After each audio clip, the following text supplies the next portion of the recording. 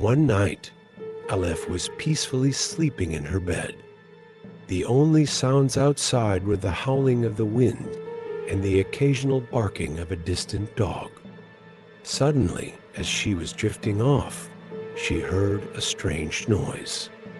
At first, she thought it was just a dream, but the sound kept getting louder. It sounded like something was crawling. Aleph woke up in fear and quickly turned on the light, looking around the room. There was nothing unusual.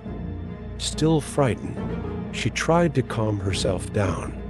Thinking, it's just a dream, she decided to continue the night by reading a book. But something felt off. It was as if someone was watching her. Slowly, she lifted her head and glanced around the room. The corners seemed dark, and her heart started to race. In a moment of panic, she pulled the covers over herself, closing her eyes. But the feeling of something moving didn't stop. Suddenly, the blanket was yanked down as if something had grabbed it. Aleph threw the blanket off in terror, and when she looked down, she saw something glimmering in the dark beneath her bed.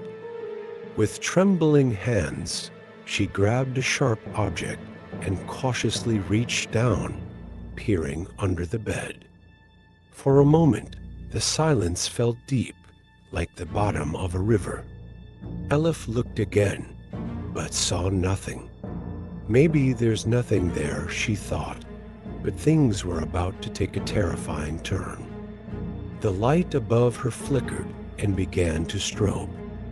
Aleph's heart pounded as she watched in horror. Suddenly, the light exploded in a flash, plunging the room into complete darkness. As Aleph turned around to look for a way out, a figure emerged from under the bed.